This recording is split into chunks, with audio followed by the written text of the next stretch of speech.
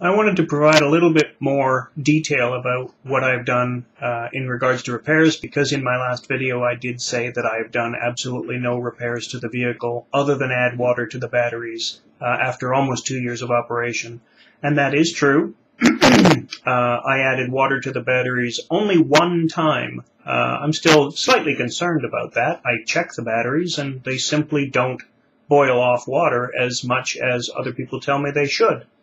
Yet I continue to have terrific operation of the vehicle, so I kind of don't get that. I've even asked around, and one guy, in fact, the owner of the battery charger company, when I told him that I've only added water to the batteries one time in 2 years, he says, "Hey, that's good news."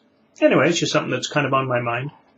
But while it is true that I've done no repair work because the vehicle has worked and worked and worked, I did yesterday. I made a modification to the vehicle, but it's kind of like elective surgery versus emergency surgery, if you will. So I added 2 switches to the dashboard. So they're just little toggle switches on my dashboard. One of them says go fast, go far. The other one says amps and tach. So the Zilla motor controller that's in my vehicle is in 2 pieces. There's the hairball, and that's got all of the intelligence in it, or most of the intelligence in it. And then there's the actual motor controller, and that's the device that actually delivers power to the motor. They're connected to each other by a network cable. So the hairball, it's got some kind of cool features in it. One of them is that it will drive my tachometer. So my tachometer needle does move, but it's not showing me the RPM of the motor. It's showing me the amps that I'm drawing. So when my tachometer comes up to 2, when it's a tachometer, we know that to mean 2,000 RPM. But when it's running as the ammeter, we know that to mean 200 motor amps. And that's what mine does. But the hairball, the original Zilla motor controller that I bought, was really the entry-level device.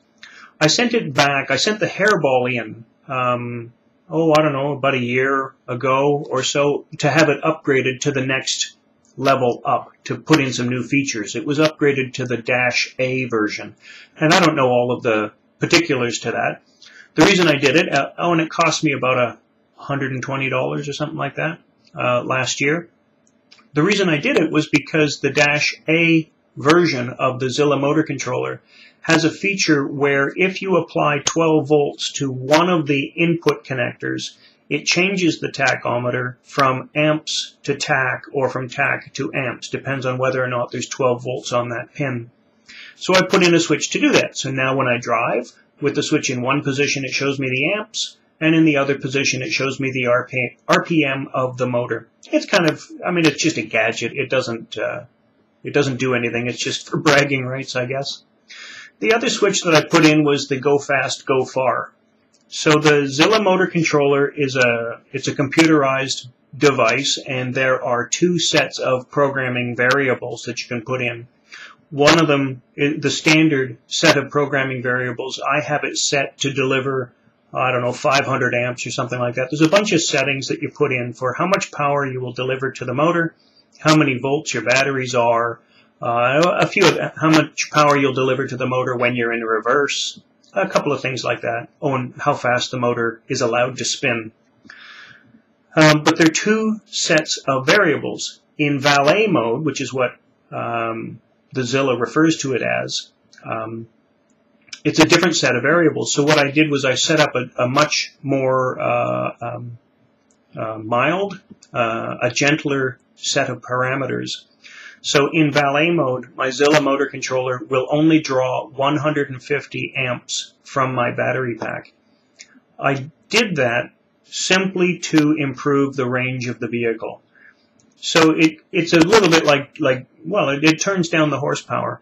So at 150 amps being drawn from the batteries, that causes my electric motor to put out about roughly 25 horsepower. That's just kind of a guesstimate on my part.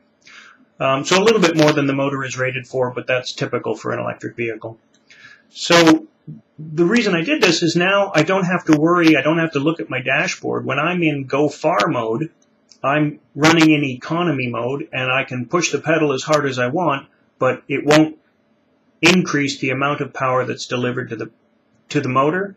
It won't increase the number of amps that are drawn from the batteries, and therefore I minimize the Peugeot curve on my batteries and increase my range.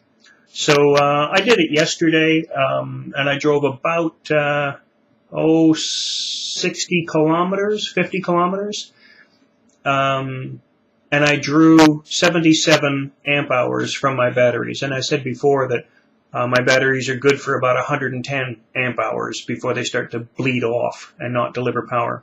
So this economy mode just kind of makes it easier on me to ensure that I get maximum range.